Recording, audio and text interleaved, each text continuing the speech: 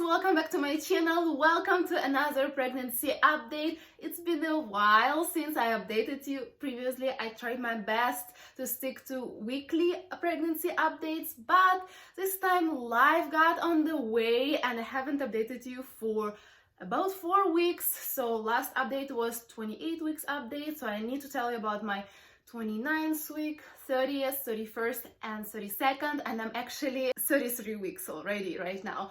So as you saw in the title and on the thumbnail probably, I had COVID. Then I'm gonna talk about my DTaP vaccine and what made me do it. I'm gonna talk about other symptoms and I will show you my 33 weeks pump. And if you're new here, then welcome first of all. It's so nice to have you. My name is Karyna. I'm a full-time mom. I have a daughter whose name is Michaela. She's almost 2.5 years old and I'm currently pregnant with a baby boy. And here on my channel, I share my pregnancy journey, my motherhood journey, my ideas, tips and tricks, experience to try and make motherhood and fatherhood a bit easier on you. So if this sounds like something you'd like to watch, please consider subscribing. Hit the bell icon because I do post every single Thursday, and now I also throw a bonus video here and there, so make sure to don't miss out on my new content going live. So let's start with the fact that I'm okay, I'm feeling good. Today is my last day of isolation, staying home. Tomorrow I'm able to get out and I'm just fine, talking to people and everybody is safe. So that happened recently, as you understood. So let's come back to the week 29 and what happens then. I wanted to talk to you about DTaP vaccine, probably a very controversial topic. So in my first pregnancy, I refused all the vaccines because I was just scared to do any kind of vaccines in pregnancy. This time, I heard something from one of my doctors that made me rethink my opinion. So she told me that if I do a DTaP vaccine, which is whooping cough vaccine, my baby will be immune for the first 2 months until the baby can actually get vaccine from that. I did not hear that the first time around. I remember they gave me some paperwork, but I was really against it and I didn't even read it. And the doctor just gave me a very judgmental look and didn't say anything. But this time around, when I heard that I can protect my baby in this way, I started researching more and I saw that DTaP vaccine is a very routine thing that almost everybody does, and it's an inactive virus and it's safe to do it in pregnancy. So my husband and I talked and we decided that, especially now that we have a toddler who potentially will go to daycare or just go to play dates and see other kids and just can bring things from outside, we decided to do a vaccine this time. So the only symptom I had is the pain in my arm, which sticked around for a little while actually, but other than that I was just fine. I was so glad it turned out just fine, because first time around I was really against it and really scared to do anything like that. So I just wanted to leave it here, the food for your thoughts. If you did not know if you should or should not do a vaccine in your pregnancy, especially this one, maybe now you can research a little more and decide for yourself. Then we went on vacation with my husband. We had a baby moon. If you follow me on Instagram, you probably saw that we went to Miami. We had great time. We really enjoyed it so much, at least me for sure, because that was such a change of scene for me. I have never left Michaela alone. I did not leave her alone. Of course, she was with family in our home. She was just fine. But it was very important for me also to make sure that she's gonna be fine staying without me overnight. We actually went for a few nights. When I go into labor, it was very important for me to know that she been through it before and she won't be stressed and I won't be thinking about it then. So that went great. I'm so glad we took that step. Plus we really had a chance with my husband to reconnect a little bit and pay more attention to this pregnancy. And for me, honestly, when I'm out in public pregnant with Michaela, I don't receive any comments about my pregnancy or any compliments. And when I have no toddler next to me. Somehow everybody compliments me, everybody talks about my bum. It's crazy, but I really felt like that first pregnancy when I was first time pregnant, and everybody was noticing it, and it was nice. It was nice to enjoy myself. It was nice to take care of just myself and don't think about another human being, which I was doing for almost 2.5 years straight. So that was really cool. That was very refreshing. It was not as hard as I thought maybe it would be, because I do have a big bump and I am very heavy already, but it was in April, so it was not humid in Miami yet, so the weather was beautiful.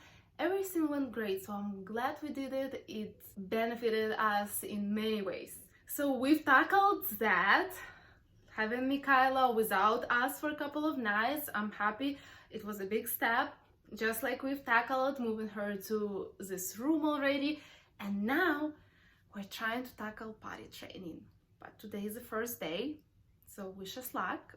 And I will definitely update you how this attempt will go. This is our first real attempt, so I'm hoping I can at least potty train her for like daytime, for naps, and nighttime she will still be in diapers. So far we'll see how that goes. So far she's doing great, so I'm very excited about it, because I really did not know if I would be able to do that before the baby comes or not, but I have like months and a half left maybe, and I'm trying to tackle it right now. So stay tuned for that. And coming back to my pregnancy, when we went on the trip, I was 30 weeks along. The first baby moon with Michaela, I was maybe 24 weeks along, but we went in August and it was very humid in Miami, and it was kind of hard. This time, despite the fact that I'm already as heavy, as big as I was at Michaela's birth, it was good because it was not as humid, it was not as hot. April weather in Miami is just so good. So that's about it. I wanted to tell you that I've got lots of new stretch marks, and it does make me sad a little bit, because right now they look so purple, but I'm gonna wear them proudly. Especially this time around, postpartum, I didn't want to hide my belly, I didn't want to hide my stretch marks, I didn't want to wear one-piece swimsuit. I'm gonna wear it proudly this time, because I do feel confident and I feel proud of my body, and I do not want to hide it for other women, for other ladies who haven't had babies yet, to think that, oh, you know, she went back to her normal weight so fast, when I try, you know, to cover my little stomach in the beginning with some clothes, and it looks like I don't have any, but I do. So I kind of want, in the first like month or two, when you actually have a belly and there is nothing you can do about it, it just takes time to shrink back, especially now that it's summertime. It's going to be summertime when I deliver. I want to wear all of this proudly. But coming back to stretch marks, definitely my belly is bigger this time, because the skin keeps breaking, and I know they will become white and faint later on, and it's gonna be fine. Really, stretch marks don't bother me as much. Like I said before, I have many even from my teenage years, from just growing very fast. It's just the type of the skin I have. Besides that, I have been feeling okay. The same symptoms pretty much: pubic bone pain, some sciatica, still no exercise, obviously. Here and there some stretches for sciatic pain when it comes already. Still feeling heavy, obviously heavier and heavier every day. I compared pictures from 2 days before Michaela's birth and now, my belly is already just as big, and I have about 7 weeks to go at this point. So obviously I'm having stretch marks.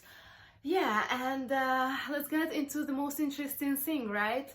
We were exposed to someone with confirmed coronavirus, and we all got it. My husband got it first. I got it in about 8 days after his first symptoms started.